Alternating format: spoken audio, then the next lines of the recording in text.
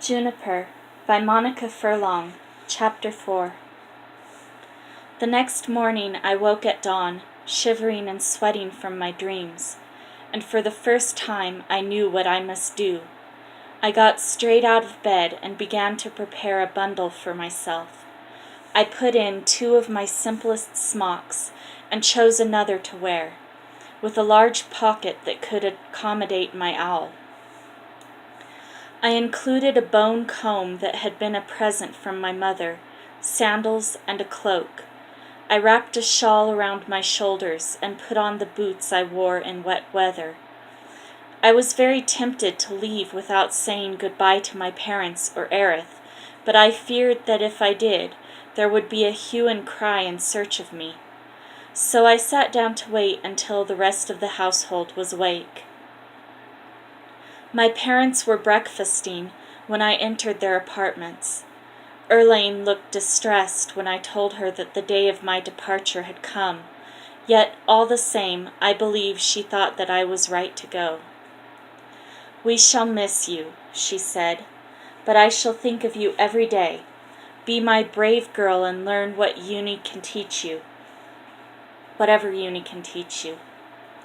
And remember, it is only for a year and a day, not such a long time." It seemed a very long time to me. My father kissed me warmly but said little. I felt that he did not like the parting, yet trusted Uni and her conviction that I needed to learn from her. The person who made the greatest fuss was Aerith, who wept and hugged me and wrung her hands in a truly heartbreaking way. "I'm coming back, Aerith," I kept explaining, but she did not seem to think that helped at all. In the end, I gave up trying to comfort her. It only made me want to cry. I picked up my bundle and simply walked out the door. Once safely away from the wooden palace, I felt much more cheerful. It was very pleasant walking along in the morning's coolness. There was an autumn bite in the air that made me move quickly, but I felt full of energy, as if I could walk forever. After about an hour, I heard the sound of hoofs behind me on the path, and looking back, I saw Gamal following me. When he got closer, I could see that he was angry but trying to hide it. "You went away without saying goodbye to me." "I am sorry, but I only decided to go this morning, and by then I knew you would be out on the field practicing. I asked Erlaine to say goodbye for me." "She did, so I just left the field. Old Talon's in a rage." I thought Gamal was rather brave. Marut had punished him severely the last time he had run away from his tutors to ride with me. "I'll have to go back, but I was determined to say goodbye." He slid off his horse and gave me an awkward, boyish kiss. "I hope you'll be happy with Uni. She looks like a bit of an ogress to me." "I'll miss you." Unable to think of anything else to say, Gamal mounted his horse and soon disappeared toward home. I missed him the moment he was out of sight.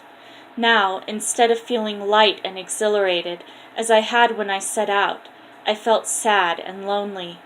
I continued my journey more slowly. As the day wore on, it became hot, a dazzling September day. After I had walked for several hours, my feet became sore, and I took off my boots and walked in the dust, which felt silky and comforting. Foolishly, I had not thought to bring any water with me, so I drank out of the wayside streams. Later, however, I became very hungry and wondered why I had forgotten to bring bread. I found a few berries. I was not very sure of the way, but I had a sort of landmark. Once on a trip I had made with my father, he had pointed out to me an odd-shaped hill in the distance. "That's where Uni lives," he had said. I could see the hill, purple-black, away in the distance, a hill that rose sheer out of a flat landscape. Sometimes I lost sight of it as I passed through woods or along deep leafy tracks, but then it would reappear and I would know that I was not lost. For a long time, though, it did not seem to get any closer. In the late afternoon, I came to a great forest that lay between me and the hill. I knew that forests were dangerous for unarmed travelers, that there might be boars or wolves or outlaws who lived there, and I feared being eaten or robbed and killed. I sat down in despair on the edge of the forest and wondered what to do. It would be a sad end to my journey to die in the forest. I was much too young to die, I thought. Despite my fears, I found it very beautiful in the forest, with the tawny autumn colors glowing like fires, and away in the distance the dim blue light of the dying day. I had discovered one of the broad roads that ran through the forest, and it seemed to me that if I stuck to that road, and it was going in the right direction, I might be safe, though once when I heard someone approaching I hid in the bushes. It was a party of monks, and I thought of coming out and asking for their protection, but then it occurred to me that they might disapprove of Uni, so I stayed in my hiding place. It was growing cold in the forest, and I shivered in my shawl. I knew that it would be dark before long, and I fervently wanted to be out of the forest before nightfall. Just as if I were being taken care of, I stepped out of the forest as the first stars were coming out. I was on a path that led straight toward the mysterious hill. I walked on, very tired now, the hill slowly looming larger between me and the sky, yet still a long way off. I thought I could hear the distant grumble of the sea. I was cold and stiff from my walk. My legs were scratched and bleeding, and my bundle felt heavy, yet I kept going, one foot after the other. I sang to myself to keep up my spirits, and looked at the great stars above me. Suddenly, as if time had compressed itself, I stood at the foot of the great hill. Now, I thought, if I walked around it, I would find Uni's house. This was not as easy as it sounds. There were deep ditches and streams, little coppices, and high walls of bushes. Although I could dimly see the stepping stones over the stream, I was so tired that I stumbled right into it and fell full length into the water. I gasped at the bitter cold and then staggered out, my clothes dripping and my flesh shivering in the night wind. I was past crying. I was simply trying to endure in order to reach Uni. When I drew poor little Moon out of my pocket, he was ruffling his wet feathers indignantly. I thought it might make him cross enough to say something, but he did not speak.